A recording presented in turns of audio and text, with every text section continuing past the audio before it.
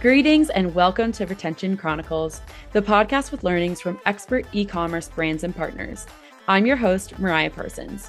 If you're here, you're either on a quest for e-commerce enlightenment or you accidentally clicked the wrong link. Either way, I am thrilled you stumbled into our corner of the internet and I hope you'll stick around.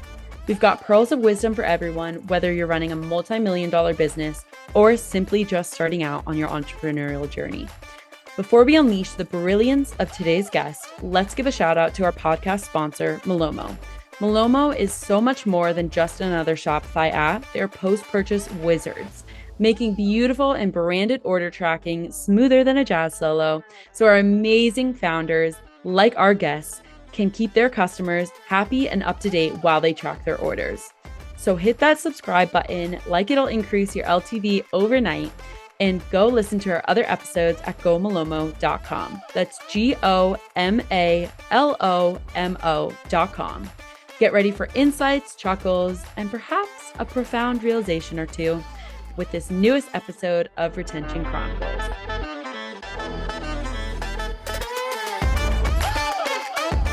Hello, everyone, and welcome back to Retention Chronicles. Lisa, thank you so much for joining me here today. Very exciting time. So for our listeners, you might, if you've been with us since the very beginning of Retention Chronicles, which was about 3 years ago, you might notice Lisa and remember her because she was on, I believe we were talking about this before. I think it was episode 4. I'd have to go and fact check myself, but the very early days of the podcast. And you are back again today for some, I think it's 118. I don't know. By the time we actually publish this, it'll probably be more around like 120. So it's been fun to get to know you for these past 3 years and have you on the podcast now twice. I think you're the first returner that we've had with like such a great breadth of knowledge and breadth of time. So very excited to chat with you. Great. Well, it's so good. I love everything, Malomo. I love being on your podcast and participating in anything you guys have going on. It's really a pleasure always. So I'm really happy to be here. Thank you for having me again. Thank you. We very much appreciate you and love all of the things you do to help us because they are, I mean, it is incredible how much how good of a partner you are and just how good of a person you are. So I know our listeners are really gonna hear that today. So let's start with a brief introduction of yourself. Tell us about what you've been up to. I've been an avid follower of you, obviously, for the past couple of years. So I'm excited for our listeners to hear it today.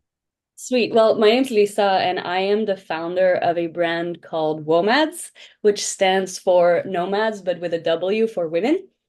And I launched Womads about a year and a half ago. And we focus on accessories for women that are active and that just want to be out there doing a lot of things, but that want to be both comfortable and stylish.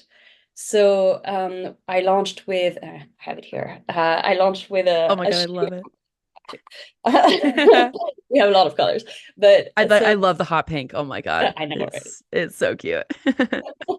So we launched with a shoe a year and a half ago. This is the shoe that's just meant to be super comfortable, very flexible. It's just I wear them for biking, dancing, work, traveling, just for everything. And that's the goal.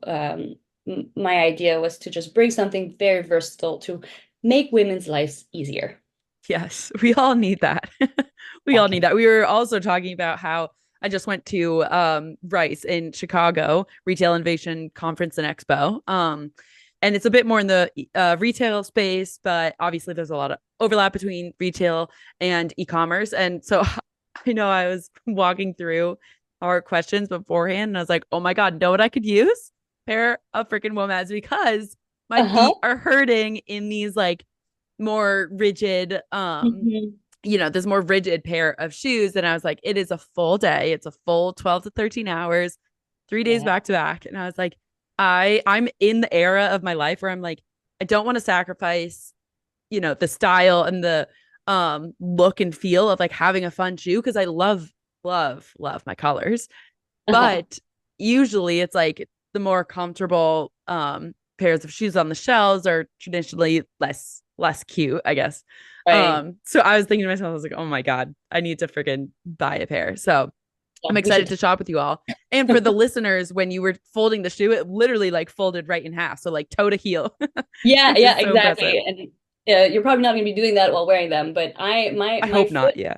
goes up a lot, when dancing and all that. And you want to be able to move your feet when you're on the floor of a conference all day. It's just, yeah, those rigid shoes just don't do the trick. And then probably you have events in the evening, and if you can wear the same thing to go straight there, it just makes your life easier. So Yep, exactly. Or even too, like it's been, I mean, it feels like it's always wedding season, but especially in the spring and in the summer. And yeah. so like I'm sometimes bringing, like flip-flops or comfier sandals because I want to wear the cute heels because I don't ever really get an excuse to wear heels. Oh, uh-huh. But then I'm like, oh my God, I don't want to be trapped into, Little dance. wearing the heel for the whole day and the dancing and all of that. So it's like it is such a I don't know, mind maze, or like it really occupies I think a lot of women's minds of like just having to plan of like, okay, do I know that these shoes are comfy enough to wear for X amount of time that I know I'm going to be committing to them for? Yeah, and it can really ruin your day if it's Oh not my comfortable. God. So like I don't think that's fair to us women to have that be a Yeah. big concern. Yes. We have other things to worry about, I honestly. agree. We have too many entrepreneurs, too many founders to have to deal with that. Good point. So yeah, big fan obviously of you and your brand. So tell us about kind of like the ideation. I know we've been talking about just like obviously the want to have a shoe that can really fit into different areas of your life and like the flexibility of each day or the nuances of each day. But tell us about like how you're actually, I'm always fascinated with like product development of like how are you making the shoe look, how are you designing it, like you have the elastics on the side so that they are flexible, and then it's like also open toe a bit but more coverage. So can you walk us through like, I guess, where you're saying yes to this specific part of the design and no to other parts? Would be very curious to Okay, hear. yeah, absolutely. Let me give you a little bit more context also first, Please. and then Yeah. I'll dive into all the details. But so I grew up in Belgium. I'm French American, and I lived 2 years in Brazil before moving to Miami. And so these experiences, like I knew when I moved back to the US, I was like, okay, I cannot find what I want in terms of footwear, but I know it exists. I know in Europe I can find high quality leather shoes that are affordable and that I can wear all day. Why can't I find that here? And Mm.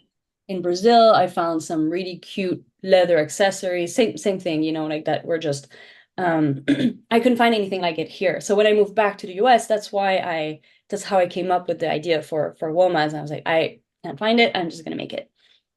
And so in terms of the design and the product development, so first of all, I'm not trained in designing shoes. I am not a Crazy. product What? or an anything developer or designer. But I based this off of some shoes that I found along like, during my life that I really loved. And I wanted to have the coverage here so that it holds your foot really well. Mhm.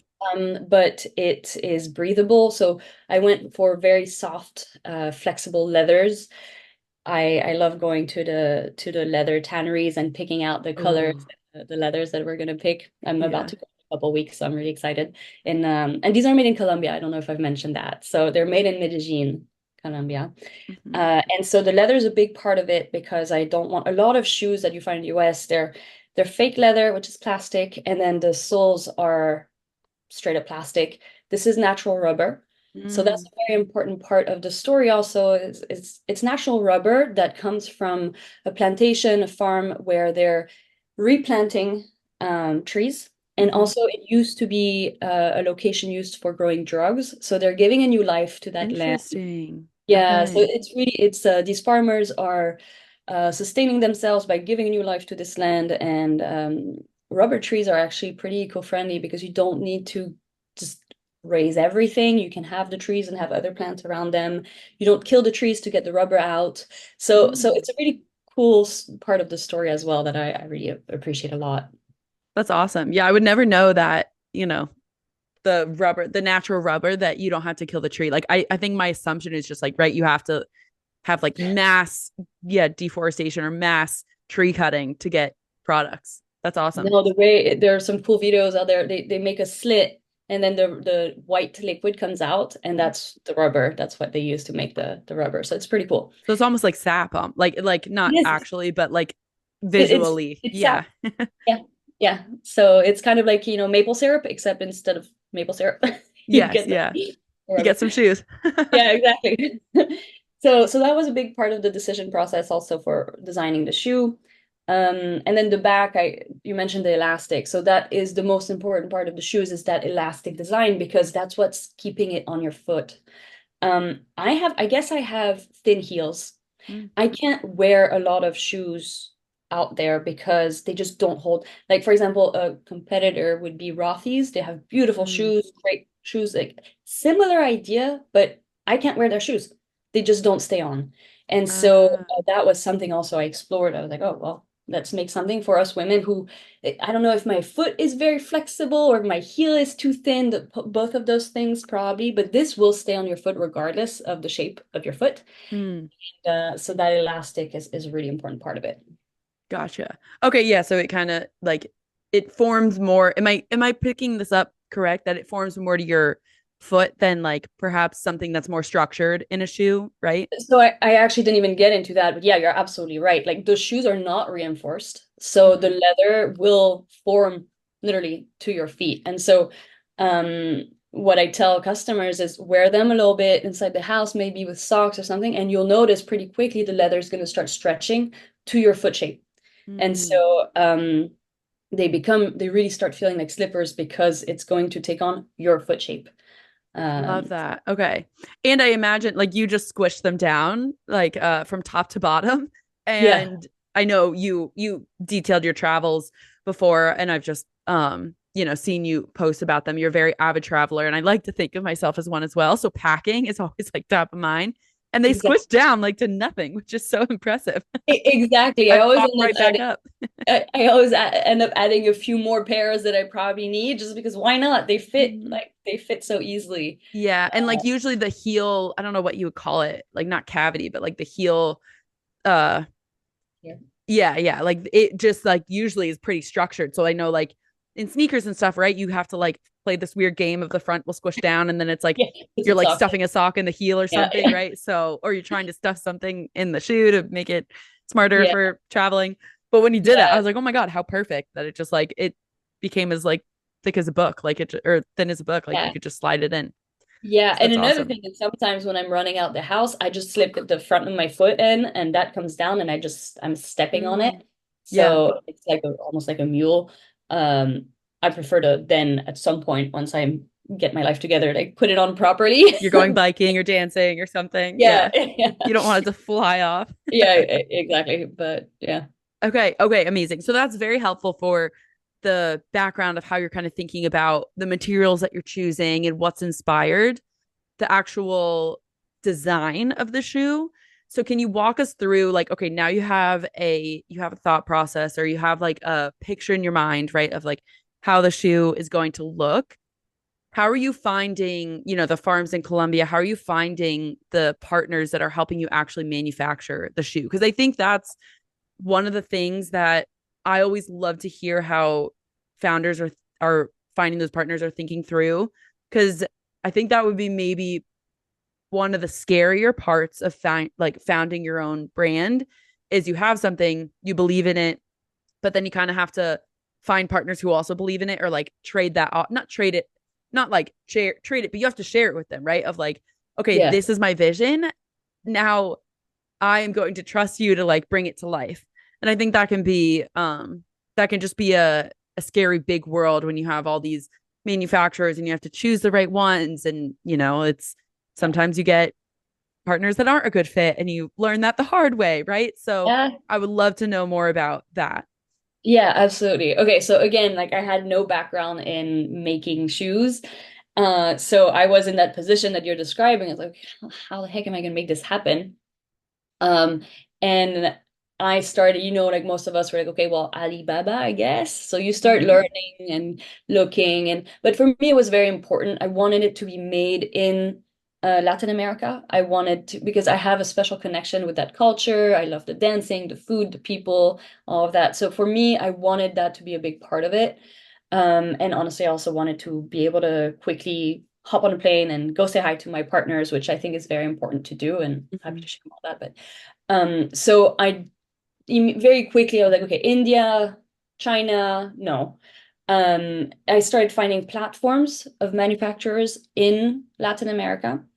But even that, so I actually got in touch with some manufacturers, and one of them sent me, and it's very comical, definitely tried to screw me over. Uh-huh. Uh, he sent me this sample of the shoe, but it was like a piece of plastic that no human being could possibly walk in. Mm. And then he acted as if I'd said promised I would place an order. I was like, no.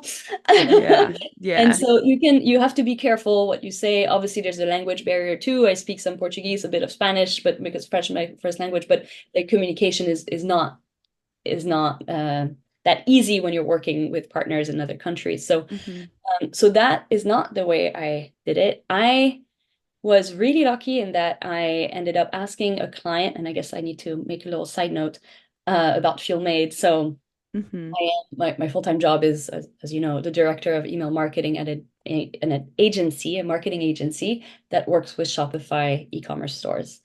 And so I'm lucky in the sense that I have that network. I have the brands I work with that inspired me to start my own brand, actually, and the partners I work with and all that. And so I was able to ask around.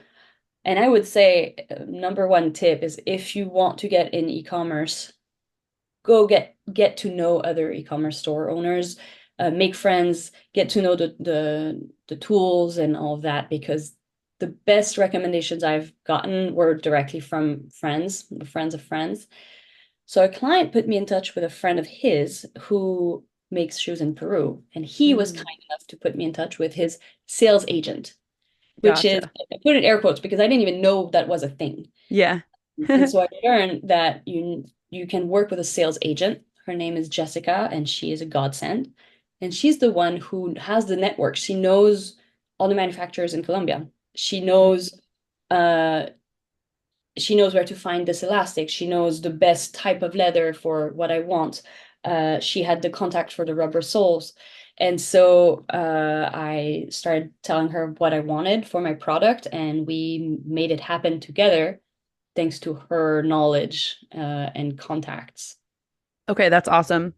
Yeah. So it really does show you, like the inclusivity, I guess, of the ecom space of people being so willing to share. Okay, like I know Yeah. this person that they might be able to help you, and even if they're not the final person, they probably know someone of someone, right, who can connect. And that's how I feel about this podcast, honestly, where it's it it is just so powerful in being able to reach out to founders like yourself and say, like, okay, let's come on the podcast and talk about these things a little bit more publicly and see if it helps.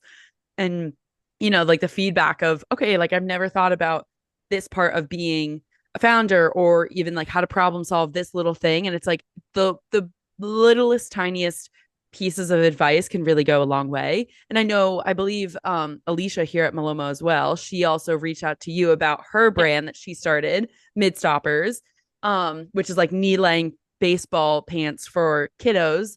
Yeah. And I know she was talking to you just like, okay, where, and she's also in Florida.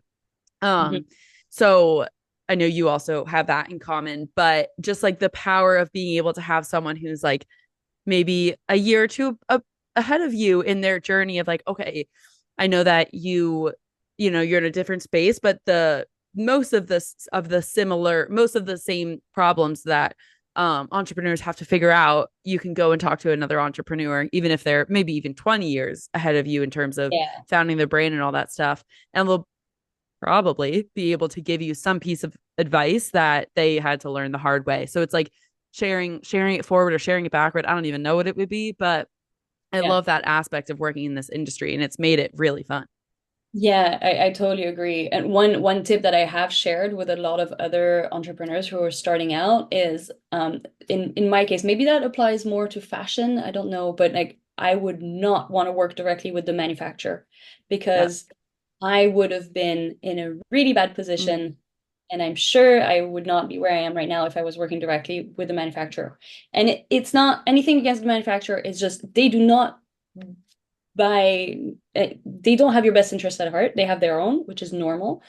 The sales agent has your interest at heart because they make, for example, Jessica, 10% of what I pay the manufacturer. So Hmm. it is in her interest for me to be very happy. And Yeah. so she and place many orders and sell as well as possible. Um, you hear a lot of stories of brands that just get kind of screwed over by their manufacturer. Yeah. It almost was because, well, the first manufacturer we worked with for the first batch, I placed a batch of 220 shoes to test the concept. It sold out very quickly, like in a Mm. couple weeks. So I went to place a second order with the manufacturers, and they jacked up the price. Uh, Interesting. and that Okay. was because they'd made a lot of mistakes, honestly, in the first batch, and they were just trying to recover those. Thanks to Jessica, we had another manufacturer lined up. And so Mm. we were able to be like, well, if you're going to treat us like that, we're going to go work with this other manufacturer.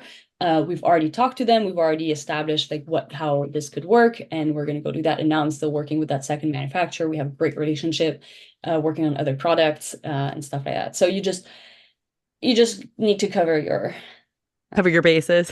yeah. Okay. So, quick question on the like the mess ups, I guess, that that first manufacturer had. Was that them telling you after the fact of like you got the shipments um that like do you think they were kind of like trying to, I guess, pull a fast one on you of just being like, oh, it's No, more expensive, or do you think they actually did mess up? I think they just these are handmade, right? Yeah.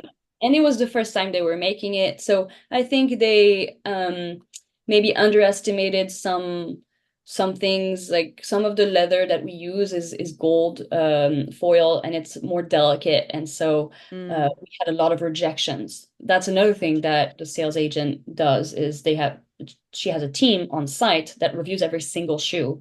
And if there's, glue that shows or the leather has been stained or anything like that, it's a rejection because like Mm.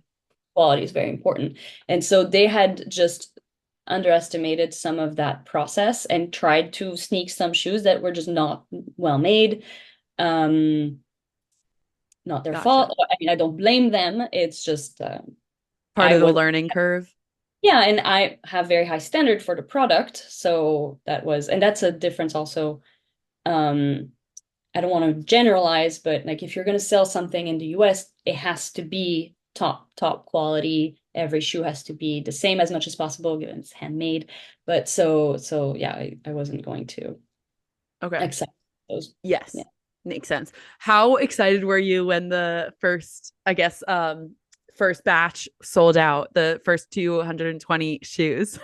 Oh my God, I have some photos of me in my living room making all those boxes because I did some pre-sales to see, okay, can I sell them before I even receive the shoes? And I just started selling pretty well, pretty quickly. And yeah, that was just so exciting and so much work.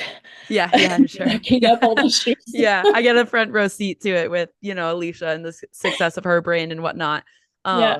So it's always exciting when she's telling me, like certain benchmarks that she's hitting and Uh-huh. new colors and pre-sale, selling out and stuff Yeah. like that. Did you because this is also like so intriguing to me for the pre-sale, were you mainly going through like social media? Were you mainly going through, like email marketing of just or just like reaching out to people that Was it kind of strangers, friends and family? What was kind of the breakdown if you have any of that memorized or if you know any of that off the bat? Well, I can tell you that I was selling to like strangers online, mostly. Of course, my mother bought a lot of pairs, Of but course, as a mother has to do. she's my number one model. Yes, yeah, mine as well. But no, I mean, one big concern when you launch a store like that is, okay, how are you going to get traffic to come Hmm. to your store and even know about the existence of your brand? And I'm not well versed in that world of paid ads and all that. But again, kind of lucky there. My partner is he used to have a media production agency, and he's is pretty well versed in the ad buying and all that. So together we put together a pretty fun ad that has been doing really well since then, where I start out in a tree So I don't like climbing a tree with the womads. That should catch Yeah. my attention. And yeah, and so we put together this ad together, and that's how I got most of my pre-orders and then orders after that as well, figuring out something eye-catching um, for the ads. Entertaining. Yeah. Yeah, entertaining and a little bit different. A lot of shoe brands I've noticed they make it all about the shoe because that's what they are. They're a shoe brand. I don't consider Womas to be necessarily a shoe brand. I think of it more as it's more about the women and Mm, we're starting out with shoes, but it's really about how can I make your life easier with different types of accessories. So I want it to be always about the women. I want to show women doing cool things, and then they happen to be wearing beautiful sandals. yeah. Uh, so that was part of the messaging that was out as well. Okay. I love that. So carrying through with this line of kind of setting your brand up for success, how then you have the product, you have, the media, you have the website all up. So how are you then executing in terms of the tech that you're adding to kind of make things a little bit more seamless, a little bit easier for you on the back end of things? Yeah, yeah, that's super important because I still have a full-time job at the Exactly. agency, Yeah. which I love. But yeah, so for me, the number one concern is, okay, how can I create systems so that I can scale and make this work without me just going crazy? So in terms of tech, obviously I'm in that world, so I know what tools my brands, my customers are using that are really great tools. So that's why I started with obviously Shopify, Klaviyo. So my team is we do retention marketing using Klaviyo. So I set up all the email marketing. Yeah, Yeah, email marketing like the back of your hand. right. So I set that up, and then I think some one tip I would say is don't go crazy. Like you don't need all the bells and whistles. You can just have a few apps working to start with, and then you build up from there. So I set up Malomo tracking page pretty early on because I think it's very important for customers. They're spending about $100 on a pair of shoes that they haven't tried. Mhm. They want to, maybe they're buying it for an event, maybe they need it by a certain time. Like, it's just important to have that um, very transparent communication about when they're going to get it. So that's something I set up pretty early on. And then the way I learn about new tools that I want to use is by just hearing in the industry what are people using. Like you guys launched recently an integration with a tool called Corso. Mhm. And so I saw your email. I was like, oh, wait a second. This tool offers, they call it green shipping protection. That's something that I've had a few customers ask me about shipping protection. Yeah. And I do not like dealing with lost packages. Yeah. So it gives me a lot of anxiety. Very fair. So I was like, okay, this is Malomo's recommending it. I'm gonna look into it. And they also happen to have a returns platform. Mhm. So I set that up to make my life easier because returns are complicated and Yeah. And tracking them and all that fun stuff that we get yeah, to see on the exactly. Malomo side of things of how eager brands are to like simplify the reverse logistics of, shipping from the consumer back to Oh, your warehouse or, wherever you're yeah, choosing that destination to be. yeah. And actually, you mentioned warehouse. That was a big part of the growth for Womads was going from selling from my living room, Yeah. where I had to basically be at UPS every single day. That was the beginning. And then sometime last year, I decided to start working with a warehouse. Mm. And that was a very thorough process of learning so much. It's such a big black hole if you don't know anything about that world. And again, I asked around, and friends recommended friends who were in that world and who were able to tell me what to ask about, what to be aware of. Mm. And that was huge. Yeah, And I even like if they don't, that's such a great point because if someone doesn't know, okay, this is a specific warehouse that you should be reaching out to, just to know the right questions to ask. Because right, a lot of the Yeah. times it's like I You feel don't know like what you don't know. exactly, yeah, you don't know what you don't know. I it's like a sister's younger a friend's younger sister was even asking about like apartment rentals and stuff, and I was like, okay, these are the things that you need to ask a landlord. Like, right, it applies to anything, Right. almost anything, where it's like you wouldn't even know this unless you've had this experience. So that's a great call out of, okay, someone might not know the specific contact or the specific place for, say, a warehouse, but like make sure you ask XYZ because it's going to be Right. really important down the line. Yeah. And even then, I didn't make the right decision. Mm, I started working with a partner who's a 4PL. okay. And so a 4PL, for those who don't know, they are actually like a tech tool that puts you in touch with the 3PL, which is the warehouse, the fulfillment center. Interesting. Okay. Yeah, and I made that decision for a few reasons. I wanted to have a warehouse in the middle of the US, thinking that since I shipped to California and to New York and Florida a lot, being in the middle would save me money.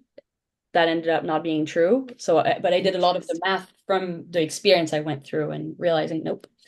And if I have any tips about picking a warehouse, I would say, because I just switched to one that I love now. They're called Great. Phase 5. They're in Florida. So they're close to me. So I would say like stay close. Like you will figure it out when you scale and need another warehouse. But for beginning, just have someone close.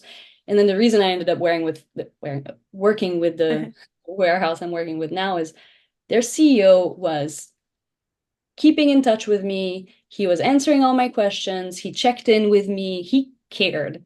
Mm, The other warehouse, I had no contact with the warehouse. Um, interesting. and that was Okay. huge. Like just being, I grabbed a coffee with the CEO. I'm gonna go visit them as soon as I can. And just like having that connection makes a big difference. And it's just peace of mind.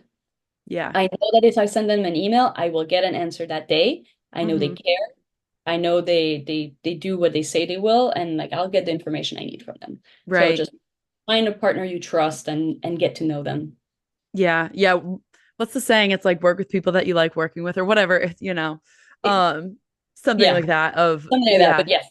Yes, yeah, something along those lines. Someone will get it. The listeners know what I'm talking about. Yeah. But yeah, I love that call out as well. Of, you can, even if you make a mistake and then it's not too late to, It's the never next too year or late. whatever, if you're locked into a contract, right? There's sometimes just expense wise, it's wait a year or whatever and then switch. And Yeah, because it's easy to think that you're stuck, but when I was telling a friend once, I was like, "Yeah, I'm freaking out a little bit," and then she reminded me, "You've got options." And just hearing that, I was like, "You know what? I do have options, and yeah. I can get out of anything that but you can't be scared to take the first step." Like I'm glad I went with this first option of the 4PL because now I know so much more about that world. Hmm. And so like you always have more options. You just have to take the steps to like make them happen. Yes, yes. So I want to pivot a little bit away from work, like how you're figuring out the tech stack, how you're setting yourself up for success, all that, and talk a little bit more about the customer experience side of things. Because obviously, Yeah. I know we've that is our bread and butter here. So can you chat about um, how you're thinking about the customer experience? I know you already mentioned Malomo order tracking, saying, someone is spending nearly $100 on these shoes. You want to make sure that it's a good customer experience. So from, I guess, like acquisition all the way to retention, how are you thinking about, okay, once this ad that's doing really well of you up in a tree, you're all about, making sure that a woman is supported in her daily activities. How are you making sure that the e-commerce customer experience is the best it can possibly be? Yeah, so because for me, it's all about the women, I also like, I am so happy when I get an email from a customer with a photo. I got one from a woman who was in France on this cable in the mountains with her Oh, woman on. And she's that's just sick. You're like, it's so oh my big. God, that's dump fall. Yeah, exactly. I was just like, wow. So that's what I'm doing it for, right? For those experiences and to see women thriving. And so for me, it's very important that they know me.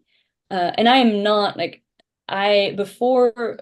launching Womads, I was not really on social media. The idea of filming myself talking to an audience was like, no. But I pushed myself to do that because I want to have that personal connection with every customer as much as possible. And so there's social media, but then there's obviously emails, which email and SMS marketing is what I do all day, every day for my customers at the agency. And that really is the best way to create a relationship with your audience because you can check in. A lot of customers answer my automated emails, and then I go and answer them directly. I've set up systems. I can get into the details, but I've set up a lot of systems to just be super helpful every step of the way. So when they sign up for an offer, I just have obviously a welcome sequence that explain how to pick the shoes, like what are the benefits of this shoe, and about the brand, the eco-friendly side of things, because that's very important to a lot of customers these days, and including me. The fact that we're planning, well, we are giving a certain percentage to charity to support women in Colombia and all these things. I want them to know about the life, the personality of the brand. It's not Mhm. just a shoe.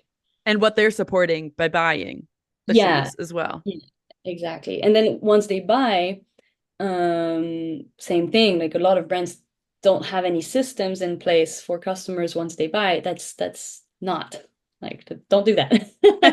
Not the way Uh, to go. no, not the way to go. So first of all, in my case, like I almost break even on the first purchase. Not really, but like because I want to create a long-term relationship. Like I am okay breaking even on the first pair Mm. because a lot of women come back and buy two, three, four pairs. Like if you look at my reviews, which is a big part also of the systems I've set up, like I wanted to build reviews because you need to have that credibility build up. Most women say, "Oh, I bought this pair. I love them. What colors am I going to buy next?" Like I'm picking my next colors, and they come back and they buy for their friends and all of that. So that post-purchase experience is so important because that's where you make money. Hmm. Yeah. Uh, yeah. So having like thank you emails go out, like thank you so much for your first order. You have no idea what that means to me. Like I'm celebrating here. Thank you for your repeat order, all of that. And then education. Okay, well, you're gonna want to keep them clean by doing ABC. You're gonna want to wear them in your house for a little bit. Like just making sure they have the best experience possible. Um, Through emails, you can do that easily. Yeah.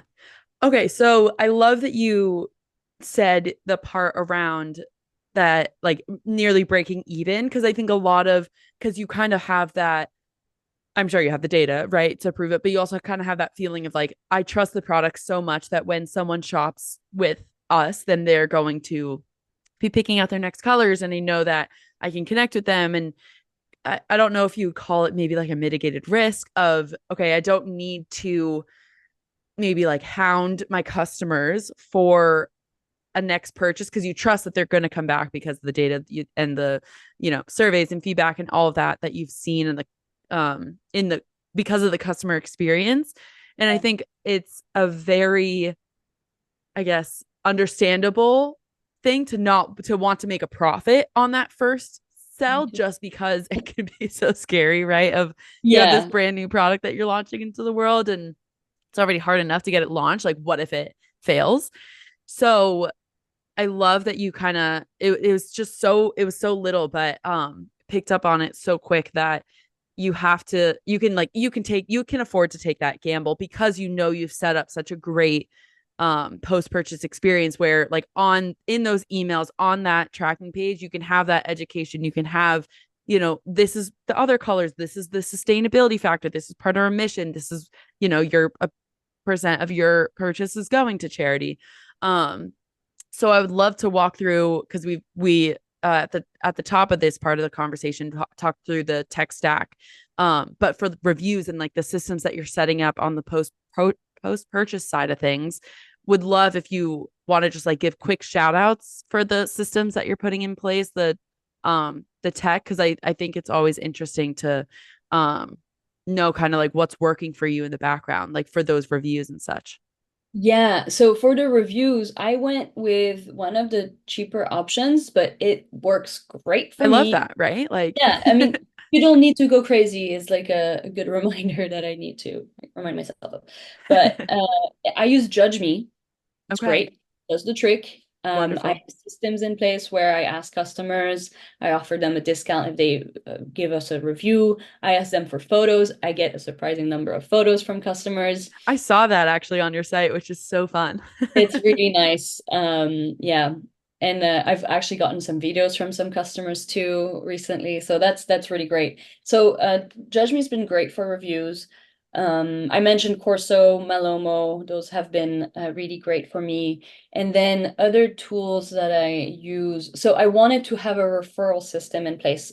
Specifically, I set it up pretty early on because I did have a lot of women who were like, hey, like all my friends are asking me about these shoes. Like, can I give them a discount or something? I was like, yes, Of course you can. absolutely. And so for that, I set up Mhm. Rise.ai Yep. or IO, Rise dot something. One of them, right? Yeah, yeah, yeah. And it does the trick also. It's a gift card and referral program in one. I like those tools Okay. that do multiple things at the same time because it just helps. So just like Corso does the returns and the green shipping protection. Yep. So Consolidation 2024 exactly. is what it feels like.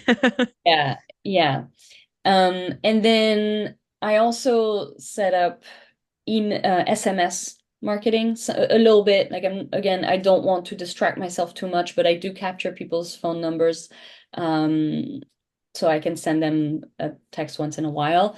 I use Klaviyo for that. I think there are so many benefits to using Klaviyo both for email and SMS together versus splitting them up that it just Mhm. like, absolutely no question around that. Um, those are the main ones I can think of That's for great. Yeah. for Yeah, I love that. And so, I think also for our listeners, it would be really helpful while we're talking about email and SMS. You just mentioned Klaviyo, obviously. So, like the value of transactional emails versus marketing emails and how you're thinking about those, just even like high level of the main messages. Cause I think that's something with your expertise. It's like tweaking, right? It's like just making sure that the customer is getting exactly what they need from a marketing email versus a transactional email that's post purchase. So how are you kind of thinking about it through the lens of Womads of making sure, your specific customers yeah. are informed, but also entertained and retained through the email and SMS marketing? Yeah, that's huge. A lot of brands I talk to when I have my agency hat on, they don't necessarily think of the transactional emails because they come already taken care of in Shopify and but that's a big mistake because every single customer is receiving those emails. Like that is your chance. Those emails have on average like a 70% open rate because they're transactional. The customer's expecting it. It's helpful information. So like you have to pay attention to what's in there. And so what I've done, because obviously I don't have a lot of budget to redo like all my systems as beautifully as I wish I could yet. Yeah, Um, yet that's the key factor. but just going in and writing it with your voice, with your brand voice, and being like, okay, like I have a fun note in one of my emails, in one of the shipping emails where I'm like, okay, check the bushes, check your neighbor, and like I have a few customers who've laughed at that, and so that just it's just fun. Yeah. And so I've reviewed all those emails very carefully with some tips, education, and things like that. So you take advantage of that email that is most likely going to be opened. Hmm. I think that's a huge opportunity that a lot of stores don't take advantage of. You Yeah. can't really put that much marketing in there to legally send them as transactional messages, but you can just have helpful information, which is a great tool to build a long-term relationship with the audience. So Yeah. And just the intentionality, right? Like I buy, the stuff I buy on shop through stores that are hosted by Shopify, like I can tell. And of course, it's because I work in this space, right? Of like, okay, I know that this is the out of the box yeah. experience, right? Like, versus, okay, even if the copy is just a little bit different, it's like, okay, I can tell that's at least the founder or the marketer who's putting a little bit more of a additional um they're putting a little bit more additional energy into that experience. Or if they have a Malomo tracking page, then I know that, okay, they are then going another step of, okay, how are they thinking about the information that I would actually want to know as a customer? Um, Right. so it's definitely some level of being in this space. But then I, of course, talk to my family and friends about, what I'm doing, or just people I'm meeting at these conferences, right? And it's kind of that aha moment where they're like, oh my God, yeah, now that you say it, it's like it does stand out. Of like, I can think about the brands that have that extra added experience of, okay, this is what I can go and track and see this tracking page versus, okay, this transactional email that just has, it's sending you to a carrier or whatever else, right? Yeah. So I think it's a It's like, great, it's just like a little sugar and spice, a little something extra. right, which makes a big difference. Just adding a little note in the package that you send to customers, Mm-hmm. it leaves a mark. It makes a big bit of a difference. And same with those messages. Yes. Uh, Yeah. Something I love doing with those is having an actual headshot of someone. It's like, hey, you need help? Just reach out to Lisa. She's available to answer your questions or something Mm-hmm. like that. It's no longer a big brand. It's a real person. Yeah. Yeah. I know also one of my roommates, she buys I think they're called Jova or something along those lines. I'll fact check it, but they're like prepackaged smoothie packets that are it's great nutrients and really high quality stuff.